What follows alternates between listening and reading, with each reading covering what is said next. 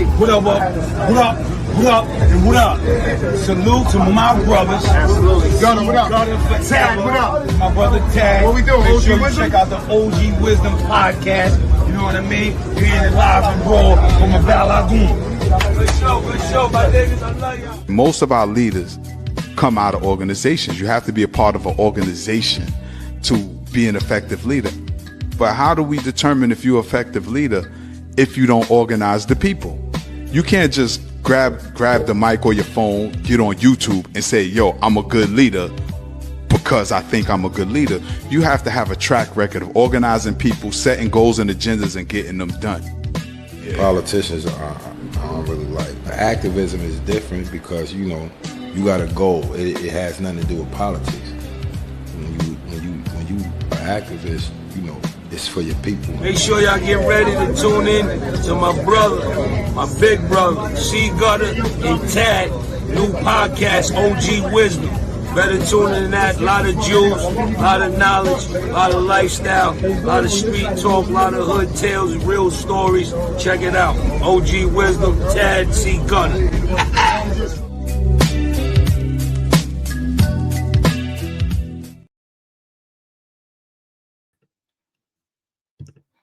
Peace, family, peace. Welcome to another episode of the OG Wisdom Podcast with me, your brother Tad, while we wait for our brother C-Gutta to get his things together in the background. Today's been a very interesting week, to say the least. There's been a conversation about the FBA, which are foundational Black Americans, that we're being attacked by people who are not part of the FBA community, foundational Black Americans. The whole purpose of the foundational Black Americans is to assert our position here in the world. As we see, the world gets a lot smaller due to the internet. We are now connected with people in Germany, Russia, Ghana, South Africa, Uganda, Mexico. We see that the world is a lot smaller and we're able to connect more. But for a group of people with such a unique history, like foundational Black Americans, we feel it's necessary that we assert our place on the world stage.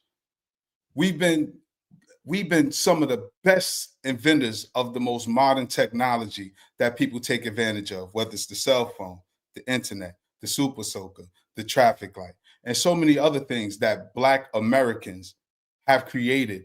But somehow our image is still left up to white supremacist ideas on who foundational Black Americans are. Why do we call ourselves foundational Black Americans? As I stated, the world's got smaller. So you have a lot of Black people from other parts of the world that have moved to the United States and by all intents and purposes can now classify themselves as Americans. However, they don't have the history. They don't have the lineage, the legacy. They don't have the ancestry that many of us Black Americans have. See, you can look at first and second generation Nigerians or Jamaicans or Guyanese. Do we recognize them as Black folks? Of course. Even some Latinos, we recognize them as Black. However, they can trace their lineage back to a particular country with its own customs, its own foods, its own language, its own expression. However, when it comes to Black Americans, for some reason, everything that we create and invent, it gets denounced or minimized. So in this new millennium, 25 years almost into the new millennium, we said no more. No more will we hold on to these racist ideas of who Black people in America are that's been put on us for the past couple of centuries. And now that we assert ourselves, we take credit for what we've created, whether it was hip hop, R&B, jazz, country. Now, this is just entertainment, to where mainstream society says that's all Black people are good for, is sports and entertainment. However, we have some of the greatest minds, whether you're talking about Dr. King, Malcolm X, W.B. Du Bois, whether you're talking about Marcus Garvey or Martin Delany, or we talking about George Washington Carver. We also have great minds, but no longer will we let people from the sidelines dictate who and what our culture is. So as foundational Black Americans, we feel it's very important that we let the world know who we are and what our contribution to the world has been. Again, like I said, without Black folks, you wouldn't have the internet. you wouldn't have cell phones. You wouldn't even have this culture that everybody enjoys now worldwide called hip hop. But for some reason, people on the outskirts, such as Fat Joe, feel that he has the authority to speak on who we are. And for a lot of people who may have missed it, let me show you exactly what I'm talking about with Fat Joe. He says some very derogatory things. And I just think you take a look and just for yourself. These rumors were made by radical black racists. Let's just say that. Okay, it's a group of these guys that don't want to hear Jamaican, don't want to hear Guyanese, they don't want to hear a black guy that ain't down with them. Right. Right? So their job is to criticize anybody who don't look like them or who ain't black American. Who are these guys? You want me to say a name? We're going to give them too much clout. I mean, the FBA, Foundational Black Authority, whoever the fuck these broke niggas is. I'm just keeping it a buck. And that shit is to attack everybody on Twitter. You see this nigga who run them? Like, your leader? Oh, man, you got to be fucking kidding me, man. And so they trying to change the narrative. They're not from New York. Right.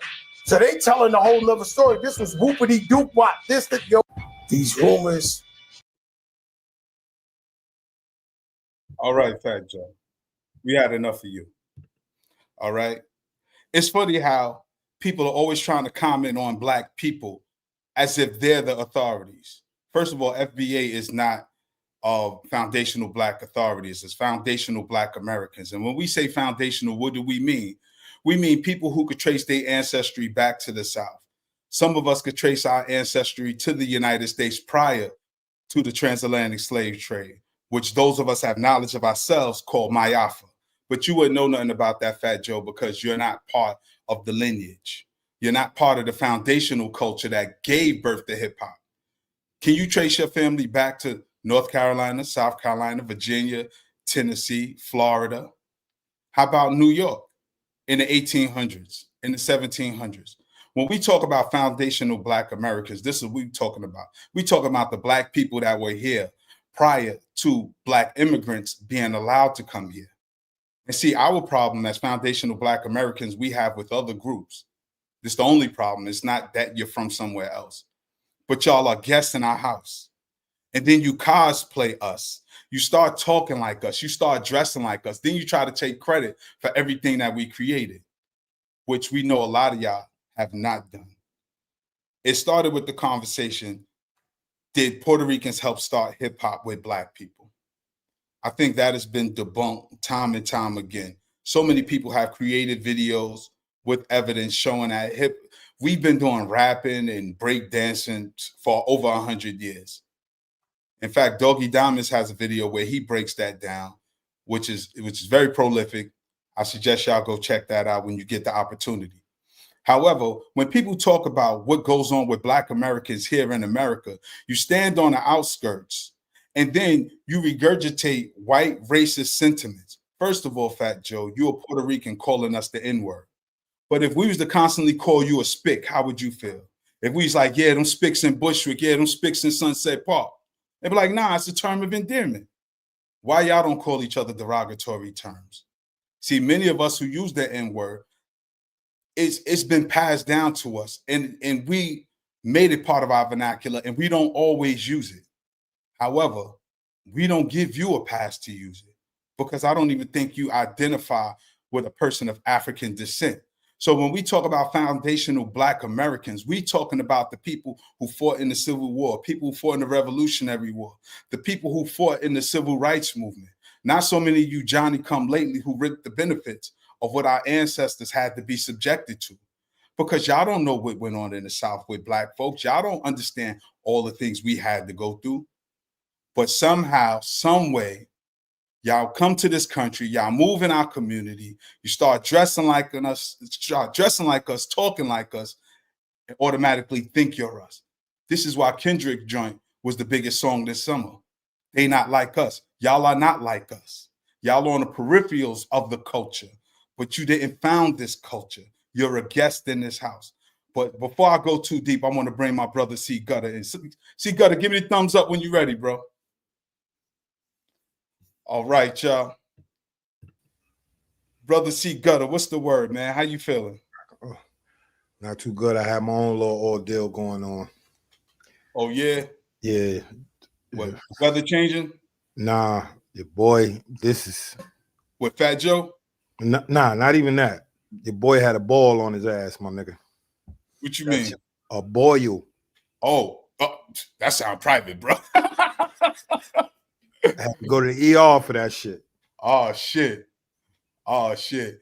Yo, did you get to check out the clip I put up of Fat Joe?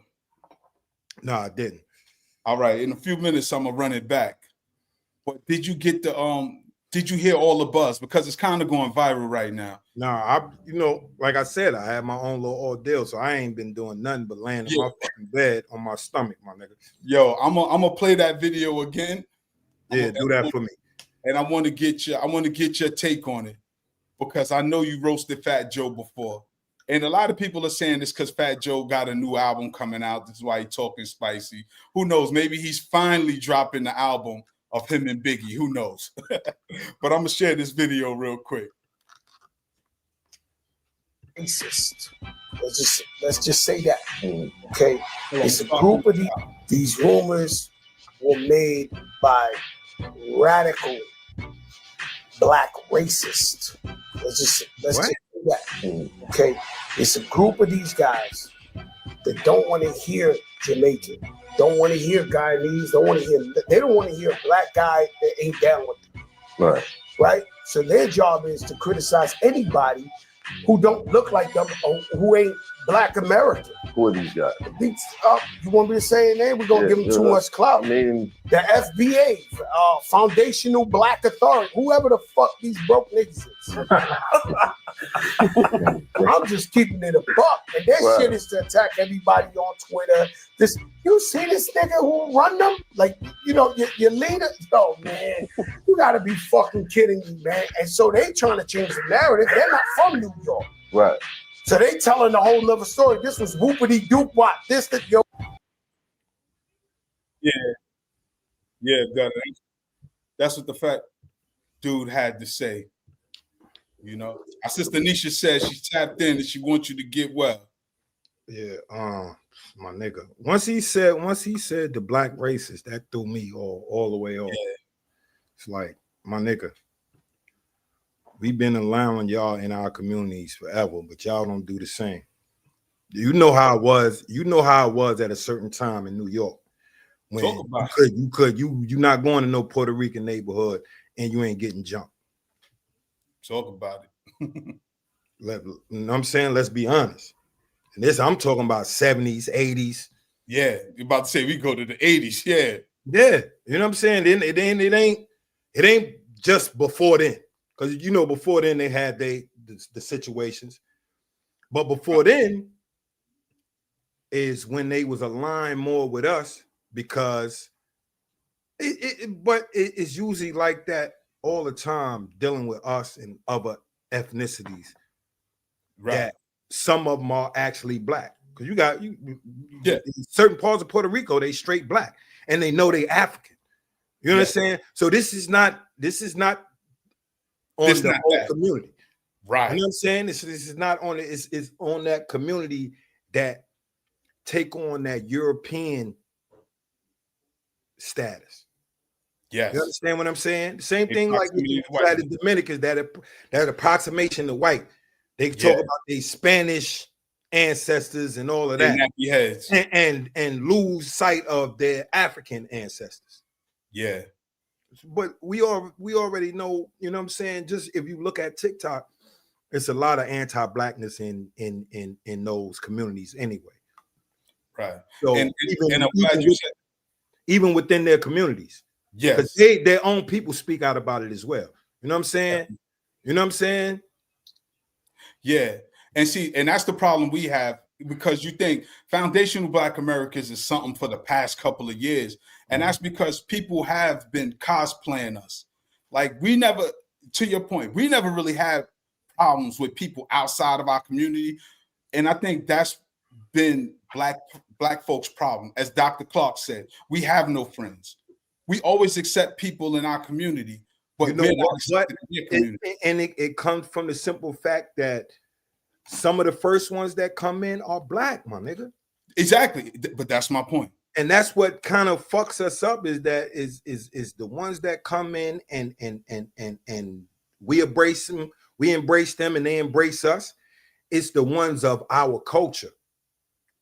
Yeah. And then when you have the ones that aren't within our culture, and meaning black culture, not talking about what country you come from. I'm just talking about black culture within your country, because every country has their own black culture.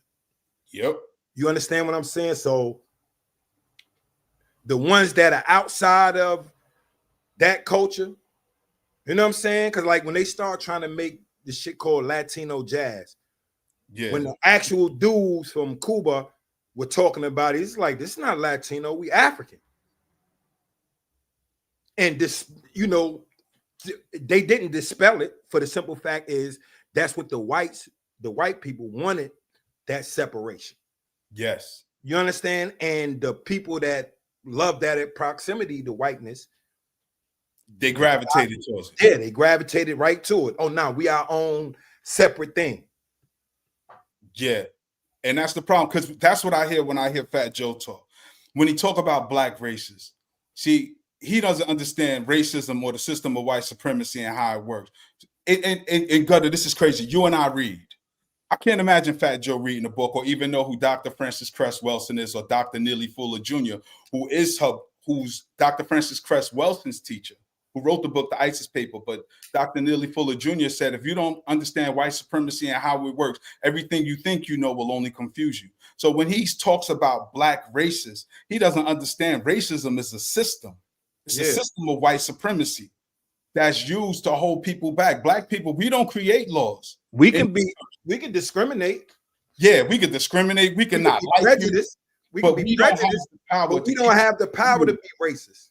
We don't have powers to create laws. We don't have powers to institutionalize our ideas of what racism is. So it's funny when people say our prejudices, we can't affect anything of like, all right, I may not like a specific white person, you know what I mean? Right. For some odd, stupid reason. Or even a good reason. Or even a legitimate reason. Yeah.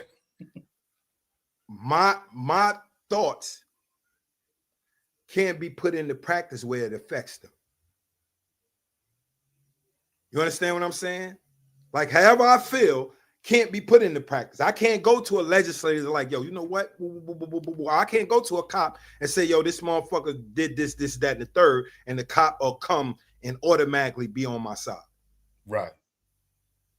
So we don't have those, you know what I mean? And that's what people don't understand racism. You know what I mean? And listen, if we want to talk about racists, bro, I done been in the system, my nigga. Yeah.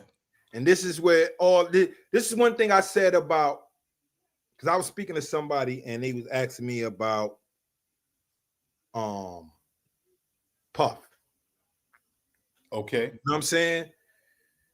And he was like, nah, somebody was said, but he was good, but that was before he had money. I said, so bro, that's the same thing to me. This is just my opinion. It's the same thing with drinking and addiction. It's not, it shows your true self. You get money, you're going to be who you really are. Yeah. You know what I mean? You're going to be who you really are. You're going to be what you wanted to do all this time. You understand what I'm saying? Yeah, because now you have the financial power. Yeah, you have the access to do it. Yeah. Yeah, I'm trying to read some of these comments. Saying you Hispanics, you blackface, tethers, I got ice on speed dial to support your illegal cousins and uncles is racist. That's what Jose Martinez said. I don't know who Jose Martinez talking about. First of all, that's hold up. amount of anchor babies, blackface tethers, get out of here. Got ICE on speed dial for both groups is exactly what Joe was talking about. So you take that as racist. From FBA's as white American isn't racist. No. He just obviously take that as racism. That could be prejudice. We can't. ICE is ran by white people. Yeah, talk about it, Gutta. ICE is ran by white people, my guy. So and you know the foolishness, right? We talking about foundational Black Americans. Underworld crimes, you're gonna have to stand down on this one. Blacks are the most racist towards themselves. You're gonna have to stand down on this one, Black Underworld. You my bro, you know I love you, but this is an offline conversation for you. Blacks are the most racist to themselves. That don't even make no sense, bro. It doesn't. That don't even make no sense. And yes, we got an element of anti-blackness in the Black community. For what reason? Because we were brought up in a white supremacist society. So it's easy for us to believe whatever the white man tell us. Underworld is my bro, but he's not foundational. My bro's from not foundational. I don't believe in none of half the nonsense they be talking about. No, but here's the thing. But I'm not going to allow anybody to attack somebody Black and you not Black. But here's the thing, Gutta, because we are foundational. Our roots are here. Like all of my roots not here. So I'm a tether baby too to some of them. I'm talking about where's your parents from? Where was your parents born? Some of my parents is from the islands, my nigga. No, I'm talking about your mother and father. Yes. What part? Jamaica. Your mother's from Jamaica or your pops? No. Does it matter? It does. No, it does not matter. No, because no. What matters? What matters is how long we've been here. What is our upbringing? All right, my parents. Listen, I was born here. My parents grew up here for a long time, bro. But you will have some FBA. So Mississippi has no bearings in your upbringing. I know my upbringing. Yeah, your upbringing. My parents' upbringing. Okay, but listen, my parents is not from Mississippi, my nigga. All right, but I want you to tell you, I don't believe in half the bullshit they be talking. Let's share this mic. They talk some bullshit too, but I'm not going to allow anybody to attack us, my nigga. That's my point. There you go. I agree with that. Now, as me, foundational Black American, who great-grandmother's from Halifax County, registered Native American, Halifax County, Virginia. My great-grandmother, who I knew, she passed, I think, in 1980. So I was about 7 years old. My great-grandmother passed. I knew her. My grandmother is from North Carolina. My great-grandmother lived in West Virginia, my nigga. If your great-grandmother's from West Virginia, how was your parents? But I'm not talking about that. What I'm talking about is me. My lineage is a foundational Black American. That's what I'm saying. Like, it's like, bro, it's like people gotta understand. Like, people don't do history. That's why. That's where I'm going. I be on the FBAs. That's why I be on the FBAs because they don't do their history. But we don't know that because we don't know. I'm gonna tell you why they don't do their history, and I don't mean every single one of them. I'm talking as a whole. Because anytime you say someone is a tether baby and they can have parentage outside of the country, but they parents' ancestors is from this country. Their parents is from this, their ancestry is from this country, but their parents is not from this country. Bro, you were enslaved. You got moved wherever they wanted to sell you, my nigga. That's the point. Keep going. So Barbados, Bahamas, Jamaica, every last one of these places got American, African descendants there. Right. Stop right there. So when people start with the tether baby, also Puerto Rico, the Virgin Islands. Okay. Come on, bro. It's like that's what eats me up with some of they because I'm like, yo. So Gutta, who is foundational Black Americans and who is not? Because I didn't finish my story, but go ahead. Who is foundational Black Americans and who is not? This is what I was saying. All I can go by is certain people words. You understand what I'm saying? And I've been home, going on 8 years, little over 7 years. So I could just only go by all of the people that I've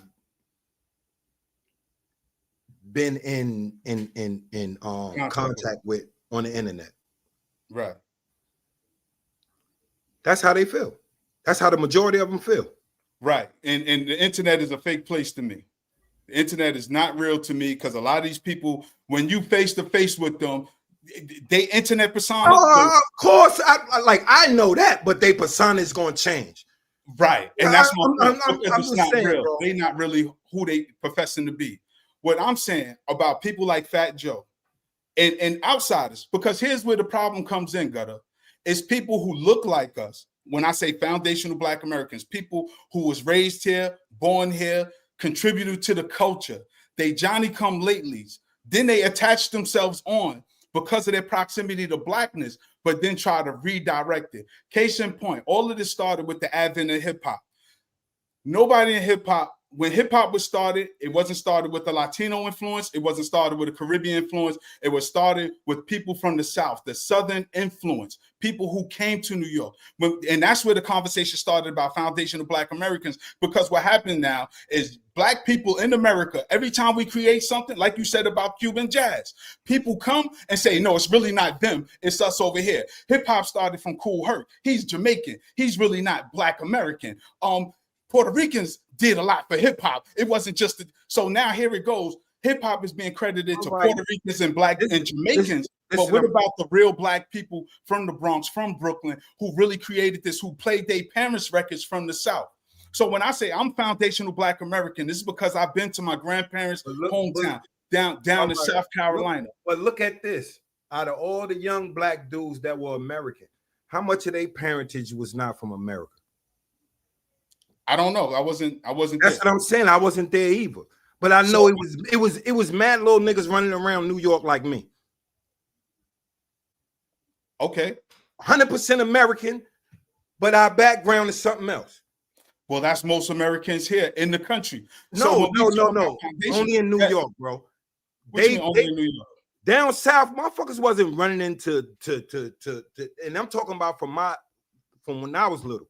So where do people from the South come from? Come from Africa. From Africa? Yeah. Okay. You come from Africa? You come from Africa? The Caribbean. Well, like I said, Barbados, because I know a lot of my Geechee ancestry was shipped from Barbados to South Carolina. But I know the first early lineage on my mother's father's side of the family did come from Africa. I got the documentation and everything. But what I'm talking about, when we say foundational Black Americans, we're not talking about Johnny-come-latelys, because everybody contributed. Look, Marcus Garvey, when he wanted to start his organization, the UNIA, he didn't stay in Jamaica with it. He didn't go to Africa with it. He came to America.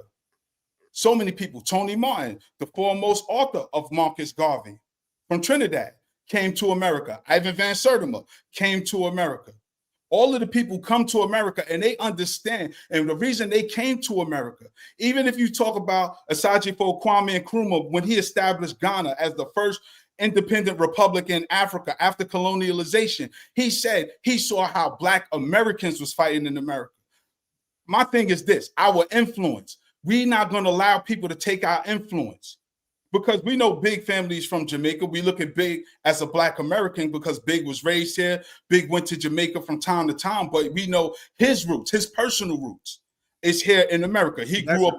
That's what I'm saying. It's like, no, I agree with you. That's what I'm saying. But I'm saying let's take it deeper. Let's take it deeper than that. It's like Johnny-come-latelys, people who just off the boat, Gutta, they jump into politics. It's almost like a Kamala Harris and a Barack Obama. When you ask them about reparations, they say no. Meanwhile, Dr. King, Malcolm X, so many other Black people who was here prior to these people fought for reparations. Now you got these people just off the boat saying, nah, Blacks don't need no reparation. I'm an American now, and Black folks don't deserve no reparations. That's the problem we have, because we still got to fight here. We still got to fight for self-determination. We telling people who we are. But you got people like Fat Joe coming calling us dusty niggas and things like that. He's not qualified to speak. He can talk about Latino shit. It's the dudes that get a nigga a platform, my nigga. You gotta because Math is dead ass wrong too. Math sitting there it's like you're not smart. Math don't know the history. That's why he's a hip hopper. He's supposed to know the history. See, that's why I be saying a lot of these dudes is not real hip hoppers. You understand what I'm saying? That's y'all's fault. Yeah, EP, explain how it's our fault. And see, this is the thing. Me as a black man, I will never let nobody take credit for what I built. I'm born in the 70s. I was born in Brooklyn Jewish Hospital. I was raised on Fulton Street. All the contributions Fulton Street, Brooklyn alone had gave. Whether it was Biggie, I was born in Bellevue. That's what I'm saying. Bellevue, but this is what I'm saying. Is like you have certain individuals. You're an icon in hip hop. Check it out. You're an icon in hip hop. We can't let nobody icon in hip hop and never rap, my nigga. Come on, let's be serious. Because hip hop is not just rap, Gutta. Let's stop that. Hip hop is not just rap, and that's what the people on peripheral is doing. Everything hip hop. Remember, hip hop was our style of dress, the way we wrote our name. I don't want to be a hip. I don't want to be an icon in hip hop, my nigga. It's too late. You are, bro. Nah. You can't remove you out of classic joints. All right, what have I done? This is what I'm thinking. In order to be an icon, what have I done for the culture? What have you done? You was about, and I want you to cut me off. You a Balagoon. Hear me. People will say gangster, my nigga. No, I'm telling you. Hip hop culture. What have I done for hip hop? Gutta, stop. Y'all let me make my point now. What you've done with the whole Hot 97 shit. And don't take that no way. Everybody was talking this gangster shit. Everybody's acting like, but nobody held it down like Junior Mafia. I don't give a fuck what nobody say. Mad dudes was talking about they was thorough as part of the culture, but they didn't have the resume, nor did they put in the work. Bruh, that was part of hip hop too. You can't minimize that because all these dudes talk that tough shit, but how many of them stood 10 toes down on it? And it's because it's you that you don't see it that way. I know some real gangsters, bro. Yeah. Within the hip hop industry. Yeah. You know what I'm saying? Yeah. And that's what I'm saying. It's like none of them dudes was on the tough talking shit. But you wasn't talking shit either. Nigga, Hammer. Held it down. Hammer. Yeah, shout out to Hammer. Niggas need to know about, you see what I'm saying? Shout out to Hammer, man. Hammer never talk no tough shit, my nigga. Same thing with Short. Short talk about the women and all that. It's certain dudes, bro, that was really he did come out with Pumps in the Bump. He showed his gangster. It still was some dancing shit. It still was some dancing shit, though. It wasn't no hardcore, I'm gonna go shoot up something. Some dancing, it was just letting you know, like, don't think nothing sweet. Right. But this is going back to who you are. When we talk about you, bro, I don't know if you ever even Googled your videos or how many times your name or how you give it up. Bro, keep it a stack. I knew you before the music. Nothing different. It's not like you got on, like you start rolling with Big and then you became this dude. You've been who you are. But in hip hop, that is respected because what do we say about dudes who ain't about that life? How many dudes we knew talk tough and then got their skirt pulled up? That's part of the authenticity of what hip hop is. Hip hop ain't just dudes rapping. It's living that life you say you live. If you say you're about that life, you got to be about that life. And you're respected for being about that life, bro. Don't minimize that. You can't minimize that because you think of how much love you get in the industry. How many raps you bust, you said? Huh? Exactly. Exactly. People respect you for other things, for being a 10 toes down, a warrior. And that's what it is because we even got to change the language when we talk about hip hop. So don't minimize that. But at the same token, we got to look at dudes like Fat Joe who jump on here and cap and say he was 10 years old and cut a 7-foot tall, muscle bound dude who's raping his neighbor. Like, come on, dude. He's Cap Joe. He gets on here. He tells all these stories. He keeps saying everybody know he got busy, but I never heard him doing nothing. All I heard is he ain't no sucker. He ain't no sucker. How many dudes we grew up with in the hood you heard wasn't no sucker, and when it was time for them to show and prove, they failed? Tons of dudes. And I'm calling cap on Fat Joe. I don't know about, because it's like this. If you deep, I don't know how you perform. Right. I know how your niggas perform, but I don't know how you personally perform. You understand what I'm saying? Yes. And And I never been in those situations where I saw them get into it with nobody. You understand what I'm saying? But I haven't been out of town because you going to do them shows. You better be right because niggas will get you right. Yo, but check it out, bro. I'm telling you. No, I know. Look, I was out of town for other reasons. And I'm talking about on this show shit. That's what I'm saying. Yeah, because I ain't talking about like on on other joints, you already know. Yeah. But I'm just saying, like on the music joint, bro, I don't care where you go. You better be ready. Dudes be thinking small towns and these dope, man. You better be ready. I don't know where you go. People get busy everywhere. Yeah, dudes is with it. Dudes isn't like, all right, it's a dude on the internet right now, 4 extra. I'm tripping. You know what I'm saying? He's like, nigga, I'm 40, I'm tripping. Yeah, that's you go. It's always some dudes that's tripping and they ready to be with it. You know what I'm saying? Yeah. So I can't, like, I can speak. I know anytime they had situations, they perform. Yeah. Yeah. That's all I can say. As a unit, they perform. Salute to them. Yeah. But this is my point about people capping. Back to Fat Joe, because he's the topic, because there's too much capping going on. And then for him to disrespect the people that created this culture that he's a part of. We didn't jump into Latino music. None of us are singing reggaeton. People got to understand this too. Hold on. And you rapping with James Brown samples. Not to cut you off. Yeah, yeah. People have to remember, bro, because I was here. Out from 79 on, I was in New York every summer until we moved in 84, till we actually moved back to New York. So I'm seeing what's going on. Bro, Poppy's, like, you had, because they had that, they call it freestyle music. Yes. Lizette Melendez, TKA, and all of that. Yeah, they had the freestyle music. That was their thing. They was wearing DAs, they was doing the freestyle shit. That was in New York culture, that was their thing. Original Hot 97. Before Hot 97 did hip hop, yes. Yeah. Well, you didn't see too many Puerto Ricans that were into hip hop. If you did, 9 times out of 10, they lived in black neighborhoods, my nigga. Yeah. You didn't see one of the dudes from an all Puerto Rican neighborhood really on the hip hop shit. Nope.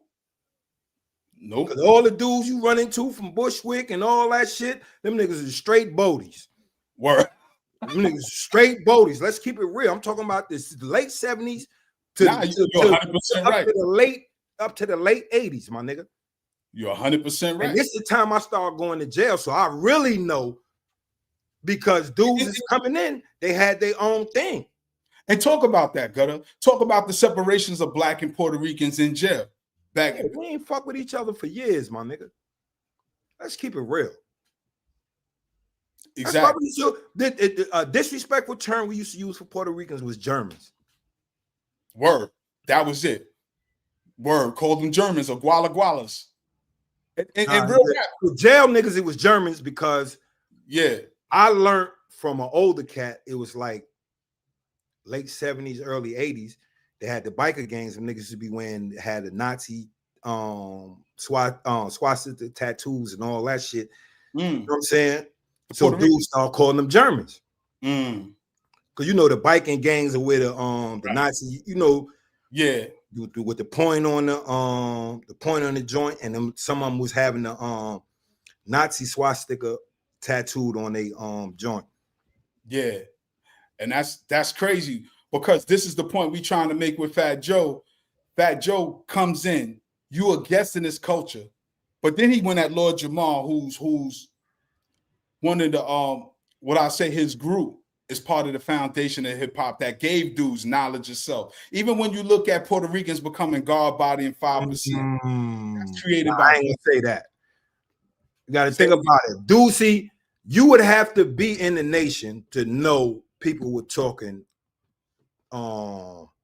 lessons in songs Right. Prior to Brand Nubian. They just outright said the 1 lessons to 10 and the 1 to 36. Yeah. But you had way more people before them.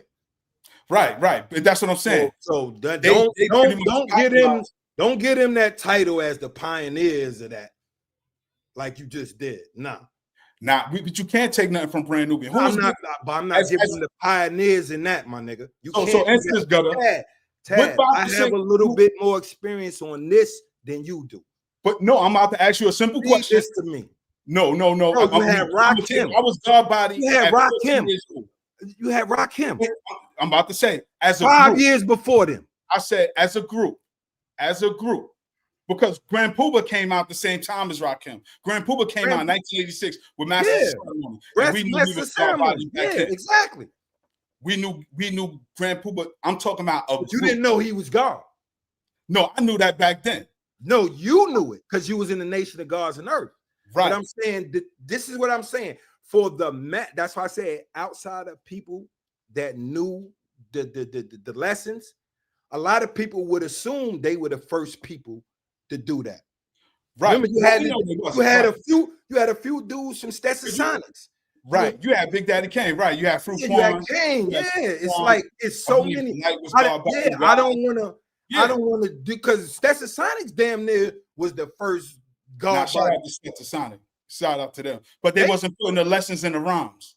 Exactly. But that's what I'm talking about Brand Nubian. They brought it to the forefront. Like you had other rappers like Rakim. But I'm talking about as a group. As far as bringing the all right, I can grant you that. That's what I was going with. We need to get back to Fat Boy. I'm sorry. We need to get back to Fat Boy because like he's wow. My nigga. It's like, and he's supposed to know this because he's of our age group, my nigga. Right, and that's what I'm saying. He know all them niggas was Bodies. Yeah. You know what I'm saying? You knew half of 90. I ain't gonna say. I would say at least 85% of your community wasn't into hip hop. Right. At all.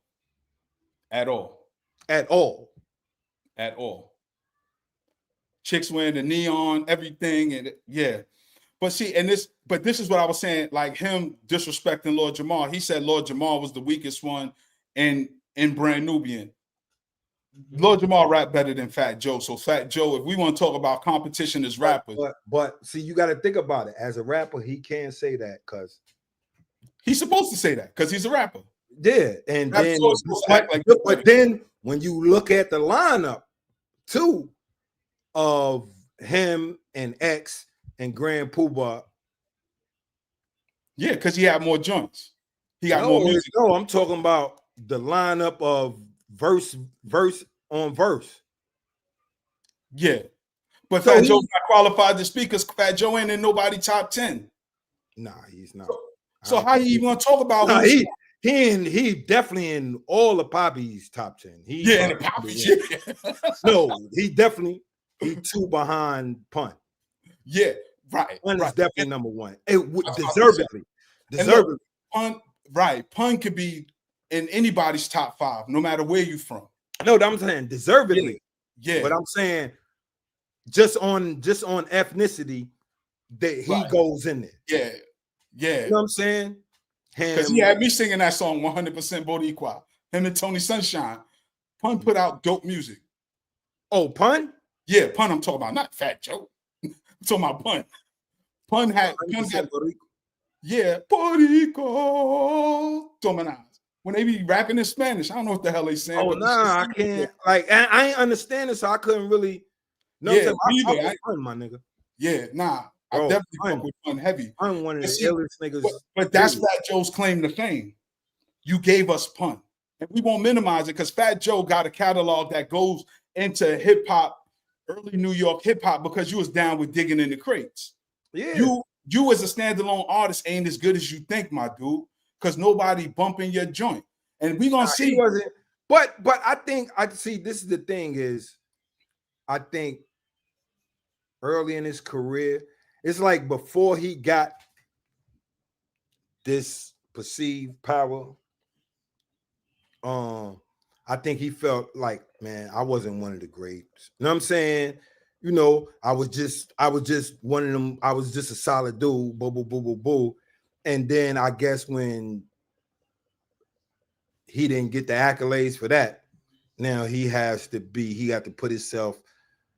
But bro, like for real, I don't think nobody has a Joe CD like. I never heard nobody say put on that new Fat Joe joint. Yeah. You got club fillers, my dude. See, this is the thing.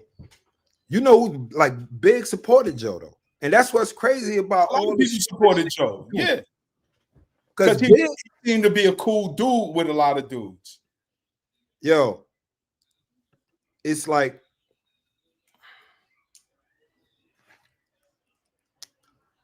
Joe said, because Big told he's like, yo, man, this nigga got me shows and shit like that. I fuck with this nigga. This nigga's a good nigga. You know what I'm saying? Fat Joe identifies with his African roots, but he's not black enough. To be that cool, weird, ain't it? I never see. This is the thing. I never seen him identify with no African roots. I never seen that. Now, if he would have did that, look, Jose Martinez might be capping. Yeah, you probably took the page out of punch. Like, all right. I listened to Fat Joe's book. I never heard him say nothing about his African ancestry. I just heard him talk all I know him saying is all he grew up is around black people. So that's where he learned how to speak. That's not your African roots, my nigga. Word. Your African roots. Oh, that's a fact. He definitely the weakest link is digging in the crates. Word. That's definitely a fact. But this is what I'm saying. Identifying with your African roots would be stating that he know Africans were brought to Puerto Rico as slaves. You know what I'm saying? In the Middle Passage. Because they was part of that Middle Passage as well. It was just from a different country. That's right. They were coming from Spain instead of from England. Like y'all got it fucked up, my nigga. That's just like the Dominicans, you know what I mean? And any other people that been mixed and especially in those the Spanish and French colonies where they got all these caste systems. That's what got them fucked up anyway, cuz. Yeah, it got them completely fucked up. Shout out to Phil. I'm not FBA. I'm Japanese Puerto Rican. I give full credit to FBA's making hip hop. If I'm hip hop, I have to be on Jamal's side. Yeah, Lord Jamal. You know what I'm saying? And that's what I'm saying. See, people like Phil, right? Shout out to you, Phil, right? People who are honest. That's all we asking people. Just be honest about it. You know what I'm saying? It's like, I'm gonna tell you what it is, bro. You did. But you know, but to call us dusty for years hustling, niggas learn how to be like psychoanalysts. Because you come around motherfuckers shooting you bullshit all day. So you learn how to pick up on motherfuckers feel if they're not given some perceived accolades, you know what I'm saying, then blacks don't respect them. Yeah, bro, it's a lot. See, this is what's so crazy is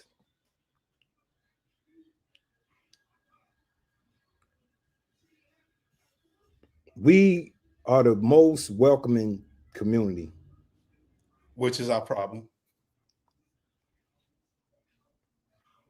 In certain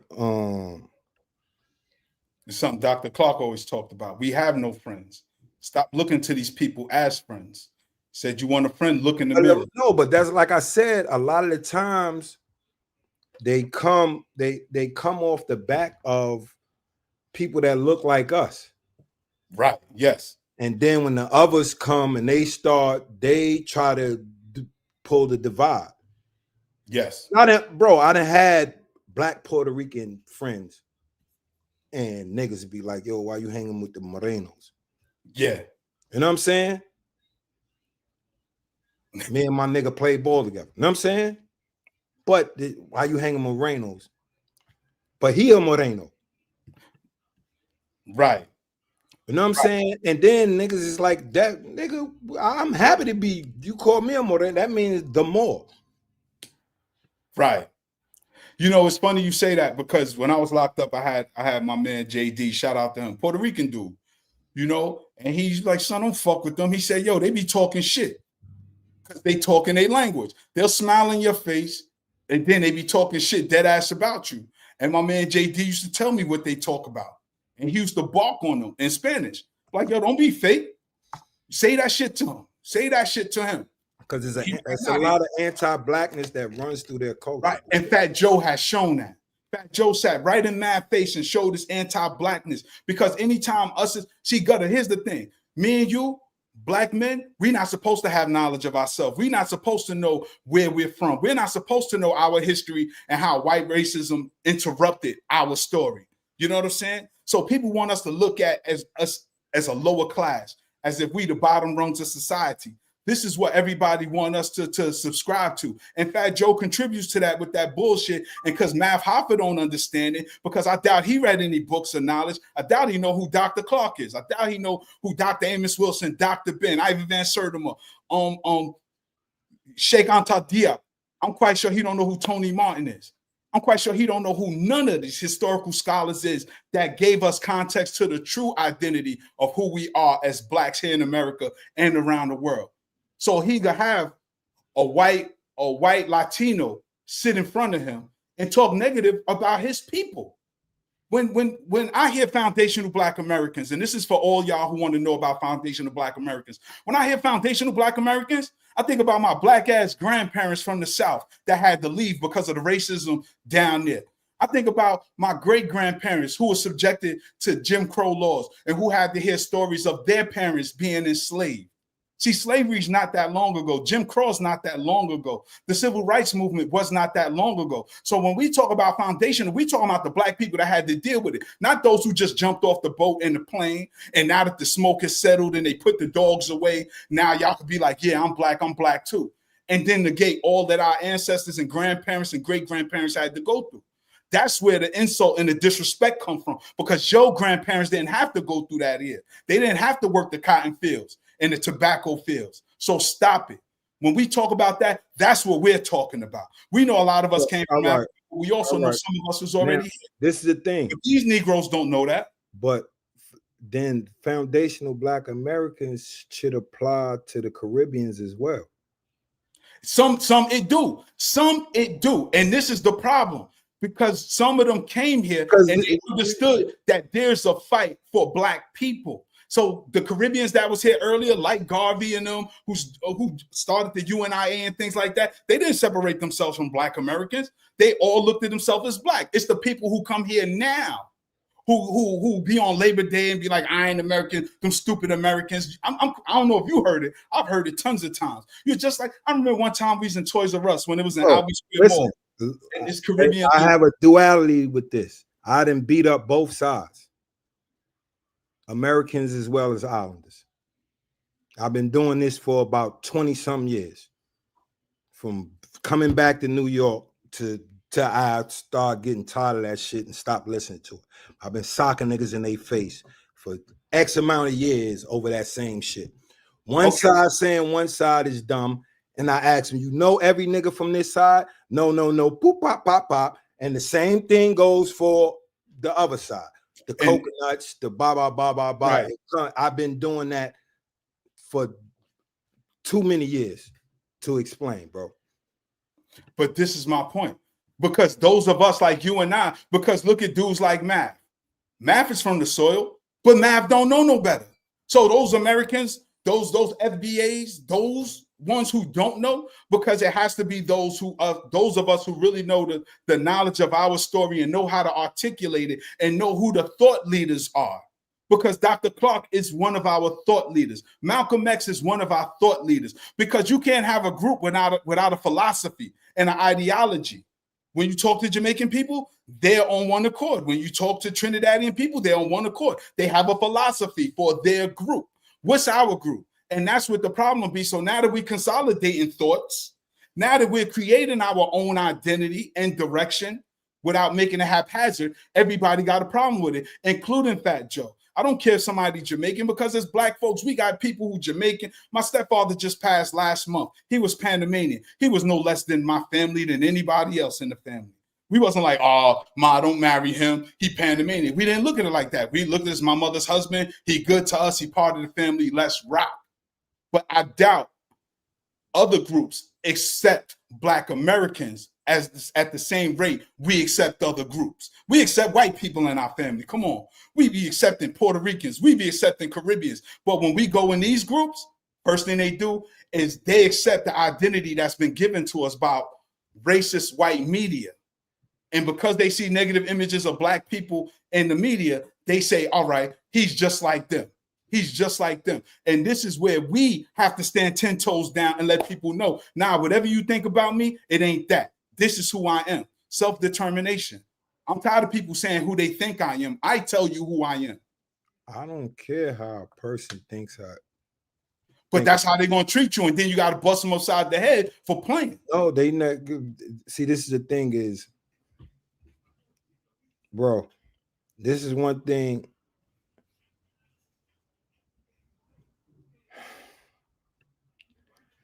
This is one thing I learned, bro.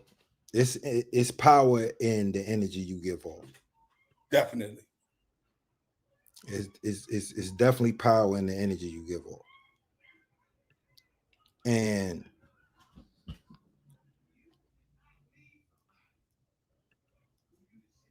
hold up. Who just say you can't say FBAs went through chattel slavery and that is an ethnic identity? Then want Caribbeans from a different culture to defend the FBA ethnic group is caught. Huh? Yeah, you wildin'. You can't say FBAs went through chattel slavery. That's an ethnic identity. Then want Caribbeans from a different culture to defend the FBA ethnic. Nobody's asking the Caribbeans to defend FBAs. Where you get that from? That's your cognitive. I said the Caribbeans would be FBAs as well because they went through chattel slavery. But not here in America, because not here in America. I'm talking about where they are. Exactly. And see, yes, because see, that's the thing, Gutta, and you're right. Because see, what the part they leave out is that we support struggles of other people in the diaspora. Even when Haile Selassie was fighting Mussolini, Black people all over in America and in the Caribbean were signing up to go help fight for Ethiopians. Yeah. And we weren't allowed to, though. But we didn't say, oh, that's them over there. That's them over there. We looked at it as a worldwide revolution. And this is why I talk about the thought leaders. This is why I talk about Garvey. This is why I talk about Tony Martin as well. We could talk about Kwame Ture. You know what I'm saying? Formerly known as Stokely Carmichael, who was of Caribbean descent. But he walked with Dr. King, but never did he say, this is an American fight, I'm not with it. And this is what I'm talking about when I talk about the timeline African too. Fight. That's what the see. Exactly. There you go. This is what people lose sight of when they go through all this ticking and tacking. This is an African fight worldwide, bro. Yes. This is because yes, understand there are indigenous Black people everywhere on this planet, my nigga. And yes, they are being placed in the lowest stratus of society.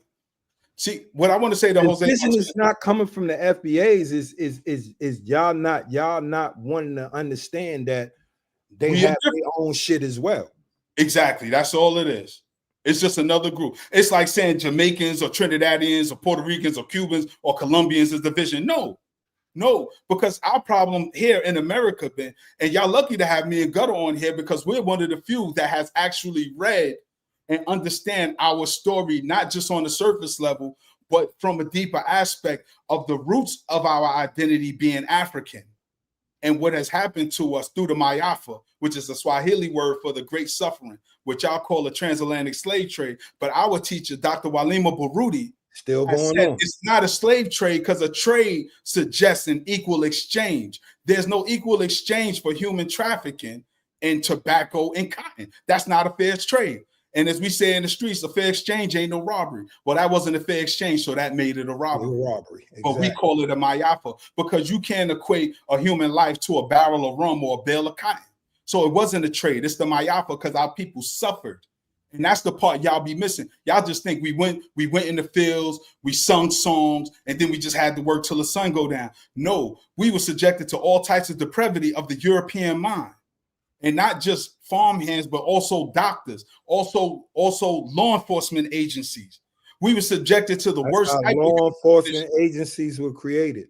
Talk about it, Gutta. But these people don't know. So Mav was sitting there and laugh, and this ain't no knock on Mav because he don't know what he don't know.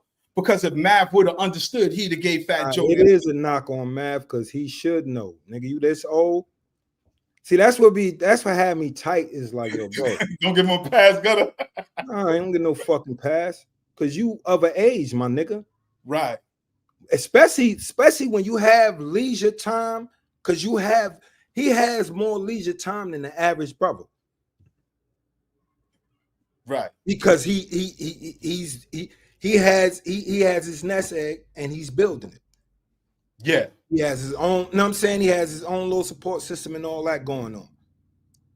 This is the time you're supposed to be reading. Right. Bro, you had a young nigga, rest in peace, Nip, that stayed reading. God bless Nip. Word. You know what I'm saying? He's reading while he's on tour. Boom, boom, boom. I'm quite sharing the knowledge with the people. Yeah, and I'm quite sure you got other young dudes in hip hop that does the same thing. I'm not, you know what I'm saying, just saying but bro, your grown ass should be at the forefront of picking up, not because now you a disseminator of information now. And disinformation by letting Fat Joe. No, but this what I'm saying from the context of you being a journalist. You a disseminator of information, whether it's disinformation, misinformation, or good information. You know what I'm saying? But you're a disseminator of that. So the more well-read you are, when somebody comes to spread disinformation or misinformation, you can correct them. Yeah. I like what Solo Dolo said too. FBA Ados Freeman is a response to the disrespect from some of our brothers and sisters. No more flat blackness, and that's the thing too, because I think that's what I want to understand. Because we were called freedmen. Because I think Jose did make a good point about political identities with blackness and things like that. But what people don't know is because before we was called black and before white people were called white, those of us that now identify as FBA were called freedmen as a nod to acknowledging our enslavement, forced labor, human trafficking. That's what we were subjected to. This is what we watching Diddy and R. Kelly and all these people get locked up now for human trafficking. But who was the founders of human trafficking on this soil? And this is the part y'all don't want to talk about because y'all don't know. And I understand that. So I definitely thank Solo Dolo for putting that out there because we were called freedmen. And in fact, we had a bank called the Freedmen's Bank where we were allowed to put our money. But of course, classic Yoruba fashion, they went and stole our money. You know what I'm saying?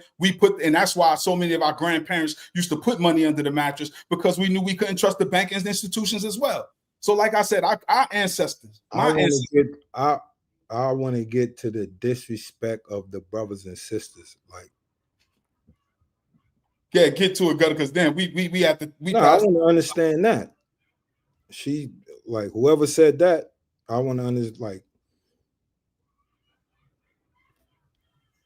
Well, ADOS is American descendants of slavery. That's what ADOS means. ADOS is American descendants of slavery. So our folks was in the fields picking cotton. But what people don't know is after the quote unquote Emancipation Proclamation, they came up with things called vagrancy laws that made it illegal for Black people to not have a job. But if I'm free January 1st, 1865, but I didn't have a job December 31st, 1864, what job do I have? Either I go back to the plantation or go find my way in the world. Well, but some of these comments is crazy, cuz. I know, because they don't know. They don't know. Because you think the chick Cornell talking ADOs is like, bro, we ain't just pick cotton. Look at this one. Rice. We pick rice, sugar cane, laid the railroad. Like before they brought the Chinese in, yeah, we laid that railroad. Yeah, we built the White House. I'm about to say we built the White. Talk about it. We built up New York. Talk about it. Before we were free. Where you think all them buildings was coming before slavery got abolished in New York City? Like, these niggas don't know that slavery existed on the East Coast as well. We was the first commodity on Wall Street. The first commodity before orange juice and pork bellies, they were selling us. That's why they built meant physically. What fucking mattered? Like, yo, these are you black, my nigga?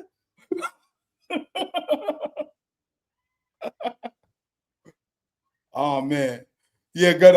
We have to. We can stretch this, nigga. I got time. I don't have time, nigga. We give a few more minutes, and because you know what it is, because we could definitely do part 2, because this speaks to the lack of ignorance that exists within the so-called hip hop culture, and this is why I'll give it to Lord Jamal. Poor rights people cannot be black asking these questions, God. A lot of them aren't.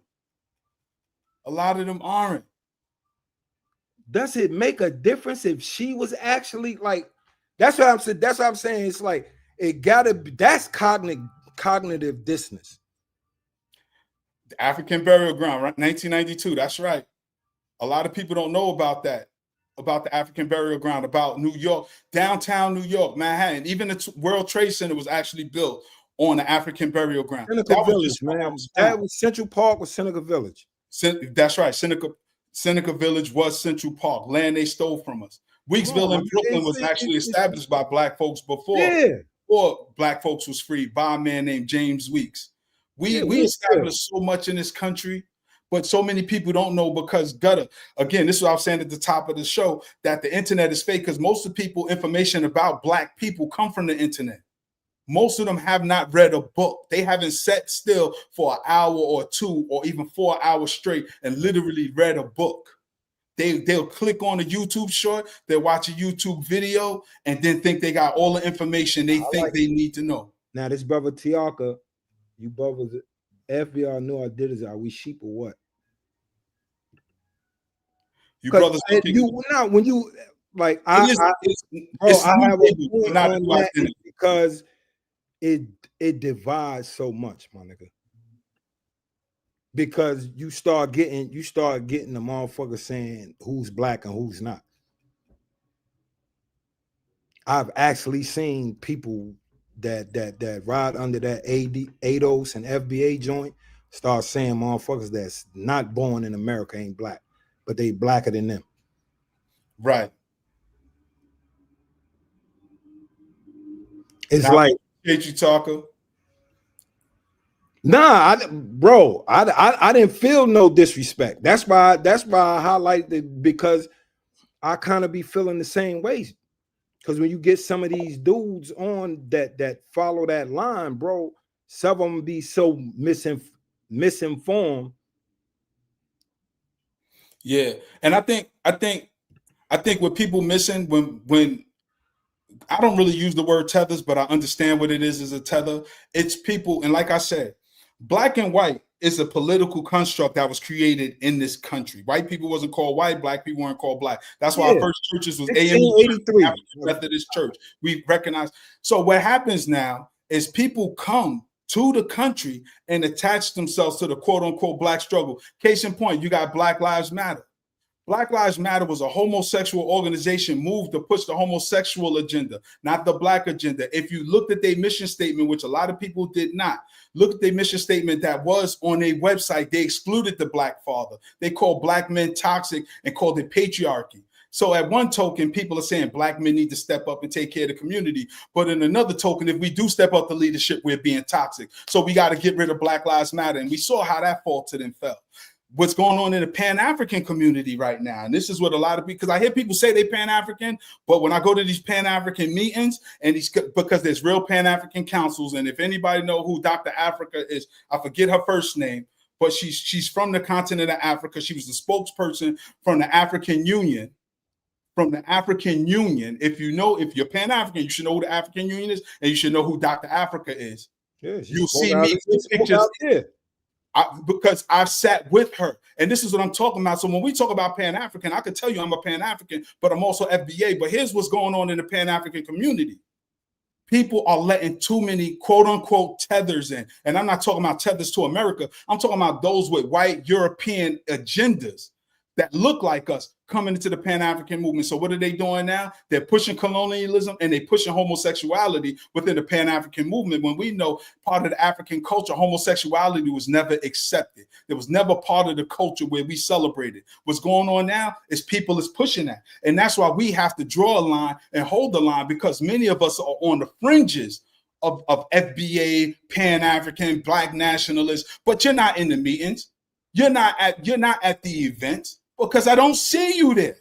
You don't even know who the thought leaders and the organizers are of these things you say you represent. But you say, yeah, I'm Pan-African. But then you don't know who Kwame Ture is. You don't know who that his other name was, Stokely Carmichael. You don't know that he screamed Black Power. You don't know who Tony Martin is. You know Garvey's name, but you didn't read the thoughts, opinions, and philosophies of Marcus Garvey. So how can you really be Pan-African if you don't know the teachings? A lot of people on the internet just regurgitate shit because it sounds cool to make them sound like they down, but you don't know. I always tell people, Gutta's one of the smartest dudes I know. Talk to him about Black history. I just sit back and, you know what I'm saying? In fact, I got a video of you and Kaba Kamene talking about Black history that I still got to put out.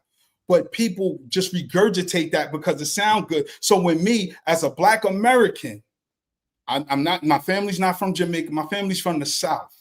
My family is from the South. My great-grandparents are buried in the South. I got pictures I posted on my social media of my great-great-grandparents. Traced it back to Africa though, Gutta. But far as they information and they knowledge, they come from the South. So we not saying we a different part. That's like saying I'm not related to my cousins. We got the same grandparents, but we in different households. Because you do what you do in your house, I'm doing what I'm doing in my house. And my house is a foundational Black American house with the ancestry being Pan-African. But at the same token, you got to know the thought leaders and the philosophies of all of these things to even be qualified to speak. So when you got a person like Fat Joe who don't identify with none of these things, you only are part of a product of our experience called hip hop. And you're on the fringes of that. Stop trying to insert yourself in something that you did not create, but then you're going to be disrespectful to the creators of the culture and then act like you're an authority when you're not. We call you Cap Joe, my dude. You talking about you got albums with Biggie. This is Gutta. Everybody know who Gutta is. Gutta ain't never heard it. Diddy never heard of it. C's never heard it. D-Dot never heard the damn album. Come on. I wish y'all all would stop capping. But y'all want to rewrite history. Y'all want to rewrite the story of what really went on. And I would be remiss, and I would be doing my ancestors a disservice if I didn't stand on my platform, stand on my square 10 toes down and push back against y'all, because y'all really don't know what y'all talking about. And I put that on everything I love. Y'all don't know what y'all talking about, and I wish y'all did. Well, I got to go back to Jose Martinez right quick. Go ahead. I'm on my soapbox, man. Started Pan-Africanism for freedom from a... This how you know he was raised as a European. While the Spanish and French Caribbean were free for a century. Only reason the French Caribbean was free and the Spanish Caribbean was free is because of Haiti, my nigga. Tell them, but they don't want to talk about that. Yeah, that's because of niggas. All you motherfuckers that want to claim Spain so much, yeah, y'all niggas got free because because Desolane, Louverture, and Dutch. You know what I'm saying? Yo, they don't know. That's why y'all was free. So if you do some history, you know what I'm saying, you will learn why the Spanish and the French Caribbean were free for a century before the Americans, the English Americas was free. Yeah. The reason why they start making even more restrictions on slaves in America. Talk about it, Gutta. Yeah, that's some niggas kicked their ass out in 1805. What? And start and help Bolivia, bro. You like help parts of South America. It's like, bro, they made it. They made a lot of shit in South in Central America free. Haiti. People better do some history. But Haiti also helped inspire in that turn. The English West Indians didn't start Pan-Africanism. Say that again, Gutta. He said English West Indies started Pan-Africanism. Like, no, Africans started Pan-Africanism. No matter where they were from, whether they were American, English, Caribbean, English, French, Senegalese. Like, bro, like that's how I be taught. Like, some of these dudes are so ignorant, my nigga. Yeah, and that is crazy because the people don't know what they talking about. So again, they give Fat Joe a platform when we know him to constantly be lying and capping. So why do we take anything he say serious? But the reason why me and Gutta is so upset to the audience is because the blatant disrespect. You can have your opinion, but be respectful. We tired of people because that's the same thing white people do. We create something of value, and the first thing they say, oh, these Negroes don't know what to do with this. Let me take that from you. And that's what it was with inventions. Everybody say Thomas Edison, but negate Lewis Latimer, who created the filament for lights to burn as long as they did. Some say that he actually created the light bulb, and Thomas Edison stole that also. Because what people don't know is that Black people weren't allowed to get patents in this country. So every invention that we were making, they were giving white people. A white man could get the patent, we couldn't. That's right. That's right. So majority of things that got a white man name on it, a Black dude invented it 9 times out of 10, or a Black woman. Yeah. Do you think Bessie Ross sold that flag? That'd be crazy. You know what I'm saying? Yeah, it was slaves in Boston as well. Like, I don't understand, like, because that's the lie that's told to us by this system. And our folks aren't smart enough to take their own learning outside of what's given to them. In fact, Carter G. Woodson, Dr. Carter. Another thing, not to cut you off, and another thing, the indigenous people that they met, they thought was Ethiopians. Yes. In the Eastern Seaboard. Yes. So Pablo Vasco Nunez talks about that. So that tells you he's one of the explorers, and said, he saw Ethiopians, he saw Black people here when he first came here. Bishop Bartholomew de Casas, who rode with Christopher Columbus, talked about the Black people he saw on the Isle of Hispaniola, which is now Haiti and Dominican Republic. But what I was going to say about Dr. Carter G. Woodson, the man who created Black History Week, to which it was extended as Black History Month, he said, and in life, man gets 2 educations, one that's given to him and one he gives himself. And the latter is by far greater. What do we mean by that? This system gave you an education that Black people are beneath everybody else. You took that. You got to go out and get your own education. Do your own independent study and research. Stop regurgitating the foolishness you hear. And this is for Fat Joe and anybody who thinks like him, anybody who tries to minimize the contribution of Black people in this country to what they have done. And I'm not saying it was only Black people from the South. It was a bunch of Black people, but prior to this new age, because like I said at the top of the show, Gutta, we are 25 years into the new millennium. So the 70s was a long time ago. And so that's why I say the timeline is important, because you had Caribbean people, you had Black people of other ethnic groups that helped with hip hop. However, the catalyst, it's American, I don't understand.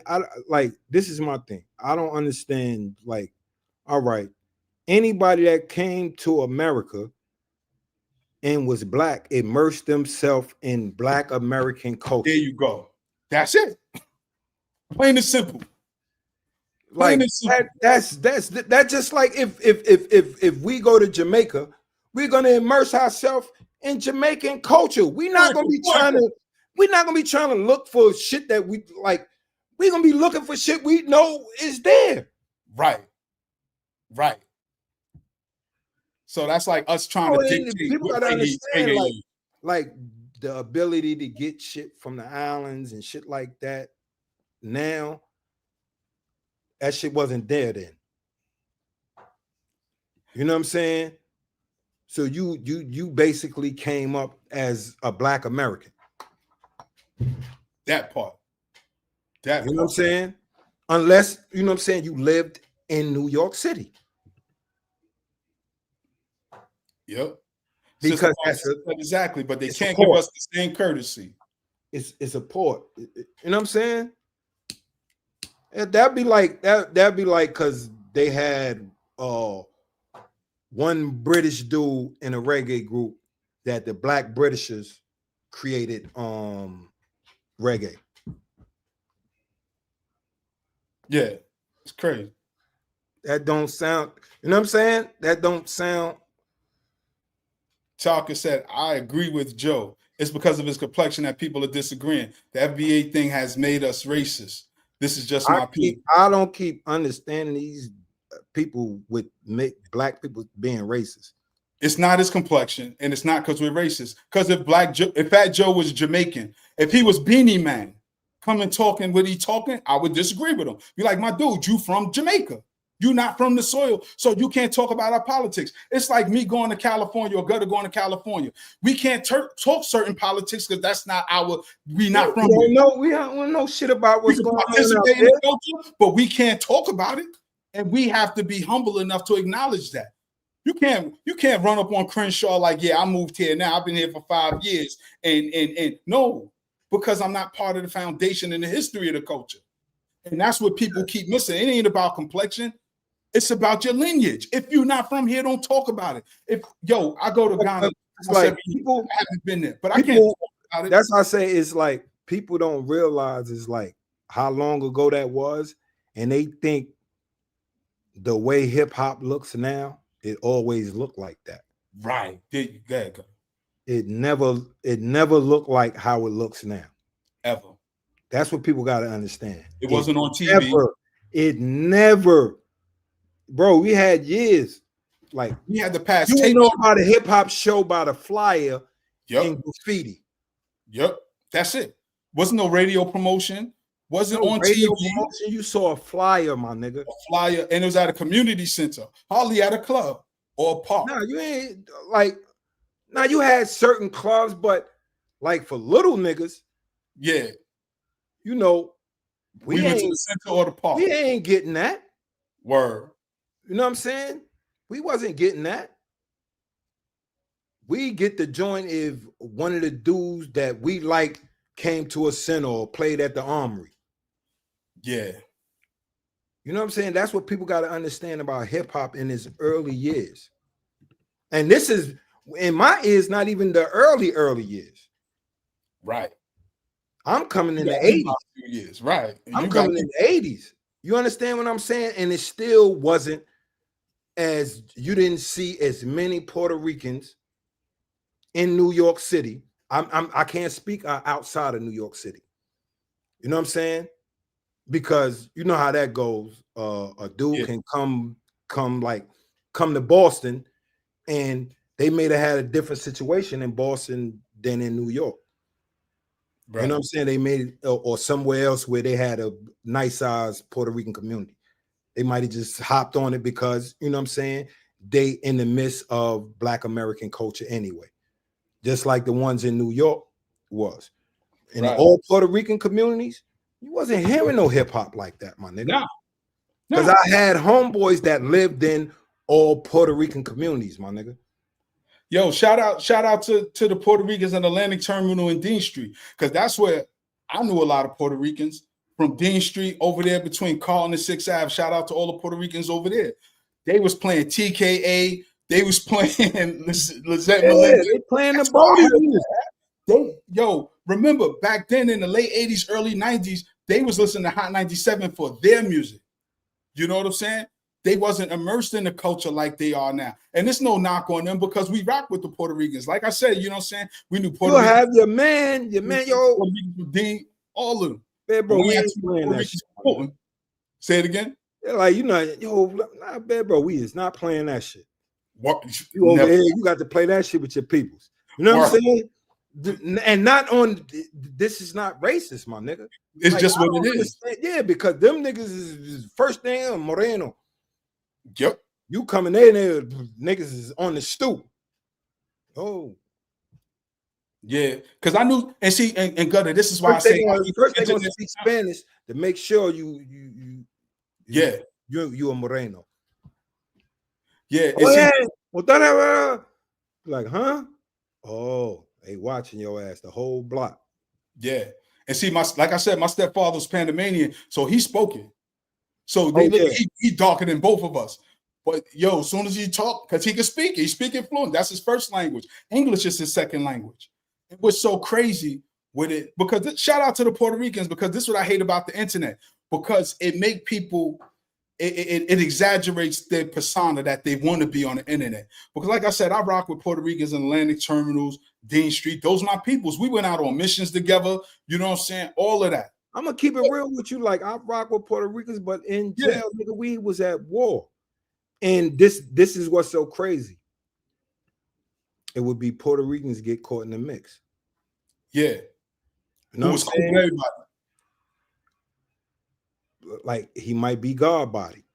Yeah, that's what I'm saying. They get into it, boom, boom, nigga don't know he God body. A brother been and banged him. You know what I'm saying? Or and I done seen a nigga just go on the other side. Yeah, yeah, and that's just crazy. So and this is why what Fat Joe is saying is dangerous, because Fat Joe knew you are around black people. Say that. You probably grew up with, but I'm quite sure your moms wasn't in the crib making pig's feet and sauerkraut and all that stuff. I ain't never eat that neither, but I'm black. I've been to black people's house that eat like that. You go in the house, you with the rosco pollo, the sazon, the extra adobo. Hold up. You said the pig's feet and what? Sauerkraut. Ooh, where that's at? The South. The deep, yo, I ain't never eaten pig feet a day in my life. I done ate some pig feet. I ain't gonna lie, nigga. Me neither. I've seen people eating sauerkraut before. Yeah, I've seen people eating sauerkraut. Pig ears. But nah, I ain't never not with no sauerkraut. Yeah. But that's what I'm saying. Like, I've been around black folks. I never ate chitlins, none of that stuff. I ate pork chops when I used to eat pork. I ate ham and bacon. That was it. And rib tips from the Chinese restaurant. That was it. I stopped eating pork in 1990. But I've seen people eat everything from the rooter to the tutor. And this is what I'm saying when I talk about foundational Black Americans, because the lineage, the history, the foods that's been passed down. Y'all not like us. Y'all on the peripherals of the culture. Stop it, please. In fact, Joe, you've capped so long, it made me lose respect for you as a New York artist. Because now you just painting this broad picture as a liar. First, it's the Biggie albums, and now we dusty FBA, foundational Black authorities, and you saying all this because you butthurt over hip hop. But your own terror squad go against you and been calling you cap. So please stop it, my dude. Math, you should be ashamed of yourself for sitting here letting them talk like that. As a person who's, I would think, would have knowledge of self in this hip hop thing. Just like being a black man, bro. It's different with it. Like when the dude tried to say Joe accepted his African heritage, which he never did, to my knowledge. Right. Yeah. Because I had, like I said, I had his book on audio. Never heard him say anything about his African ancestry. I just heard about how tough he was. Like, in terms of Math Hoffa, it's like, yo, bro, like, you don't let nobody that's not us just say anything, my nigga. Yeah. You could hit a whoa, my nigga. Is like, you can have a disagree. You can have a disagreement with them or whatever, but the disrespect, you know what I'm saying? And that's where we draw the line. You hit it, Gutta, the disrespect. You could disagree, but you can't be disrespectful. Yeah. And I disagree with not the tenets, but you know, the speech of some of these dudes. You understand what I'm saying? Yeah. But him getting on that, like, especially after you already known for lying. Yeah. Cat Joe. You know what I'm saying? And that's what makes these dudes crazy, man. Because if we don't speak, if we don't stand 10 toes down on what it is, then we just about as guilty as the people spewing it. So we have to push back. And again, shout out to Lord Jamal for standing on his square, pushing back. He's not afraid of y'all. See, these dudes get in positions because this is how you know when dudes are soft. When they he said some weird shit too. Who that? Lord Jamal. He just said yeah. He said things I didn't disagree. This ain't that one. Like, that's how I be saying, like, these dudes would be getting these motherfucking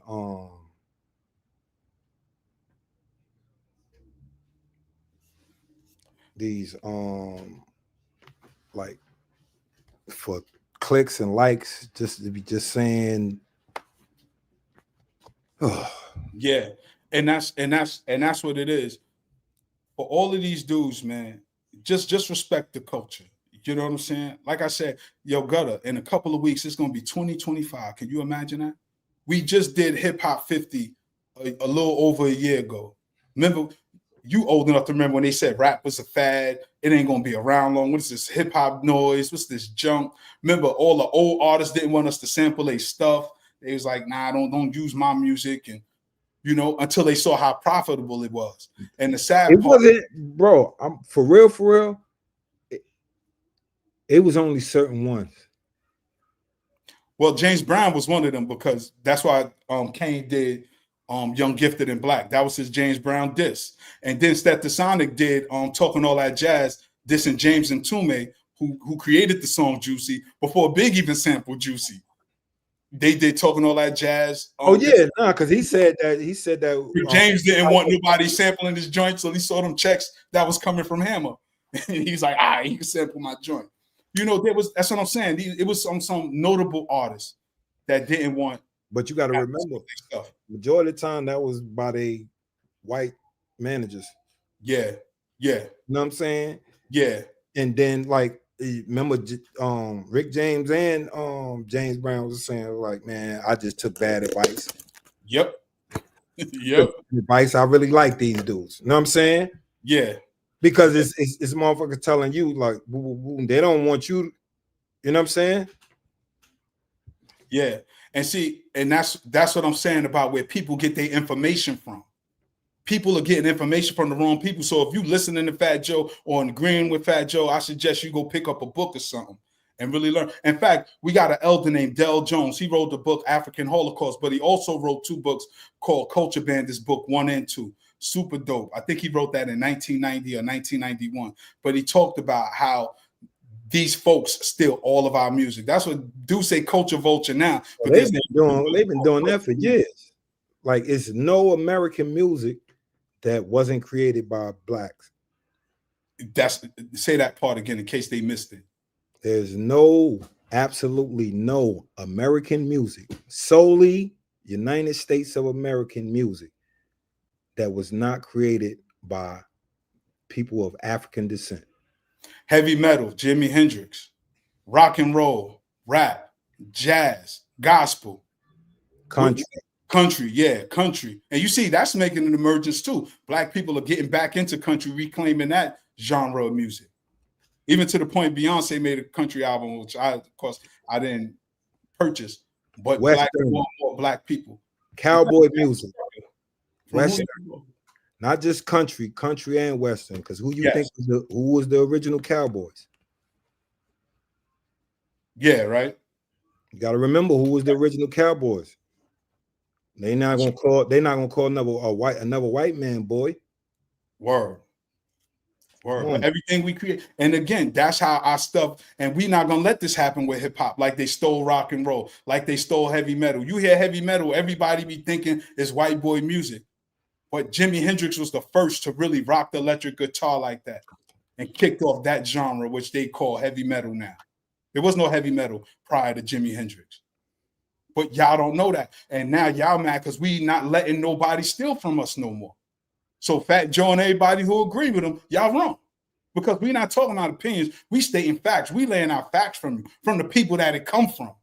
We're not telling you what we think. We telling you what we know. Gutta just told you, ain't no music here in America that wasn't created by Black people. If there was, you find it. Popular music. Because I don't know if you're talking about Back Hills music, but I'm a little country, bluegrass. Black dad, the hillbilly, all of that shit. Where do you get a banjo from? Talk about it.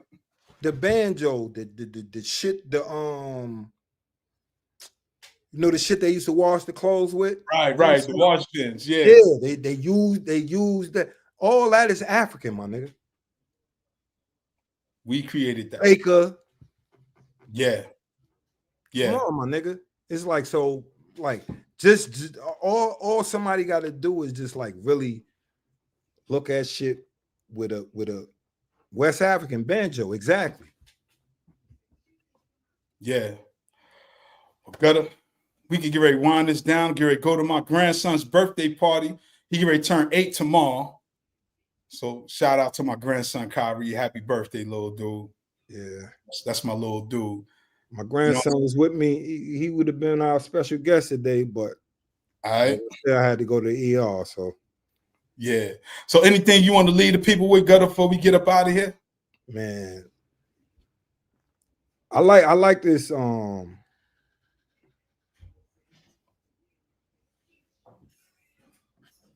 Today's bill. Yeah, I mean, like some of y'all questions is like really frustrating.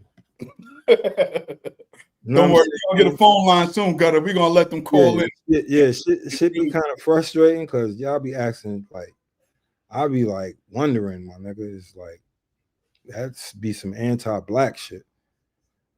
You know what I'm saying? And I don't know if they realize it. You know what I mean? But the more history you do, the more research you do on history, rather. You know what I'm saying? Yeah, no doubt. Shit, because they definitely ain't gonna never teach you shit in this joint. Nah, they not. And they about to take away funding from the public schools. Boy, anybody who voted for Trump and your kids in the public school, you about to look, nigga. That should force them to go and read and teach the kids yourself. Because Malcolm X said only a fool will let his enemy educate his children anyway. So I don't leave it on the school to teach our story. That's why we got so many idiots out here today, educated in the public school system. You and I got this knowledge outside of that. This stuff ain't nothing they taught us in school. My mom's made sure I was informed from then. I just, from that, I just love learning shit, especially about us. Once I start seeing certain shit, then my mom's told me my name and all that shit. Boy, I was gassed. Like it was all black for me. No, at a young age, bro. At a young age. So anything I could learn about, you know what I'm saying? Our story, no matter where it was at. Nigga, I'm on it. Yeah. I tell people, tell me something or work. Yeah, I'm on that. And you and I both been fortunate enough to go to the continent and touch the continent. So not just read the books, but actually set foot on African soil. And I encourage all Black people, if you only go once in your life, do it. It'll change how you view the world, because we still on this plantation with a narrow view. Only books can really expand our mind and get some of that smut out of our third eye. As my brother Black Dot like to say, our first eye. We need to clean our mind up, but then really go to these places, breathe the air, touch the soil, stand in the water, and realize a lot of stuff that we're lied about, it's not true. Fat Joe can go to Puerto Rico. Fat Joe got his quote unquote homeland he could run to. He got his second language. He got his food and his customs intact. But he got to acknowledge that he's a guest here.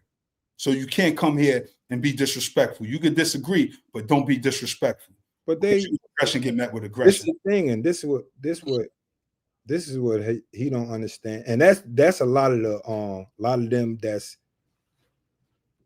from here. Really, they not Puerto Ricans. They New Yorkers. And that's a whole nother conversation. Because Puerto Ricans got their own struggle and their own, you know what I'm saying, their own thing. And they understand that they was brought there forcefully, made to work their sugarcane fields and all that shit. You know what I mean? And they know it's the white supremacist government versus them. Yes. And you that's understand what I'm saying? And they have their own struggle, but these dudes is, you know, instead of following the struggle there of what you boldly lay claim to, you want to intercede on something that you are a guest of. Yep.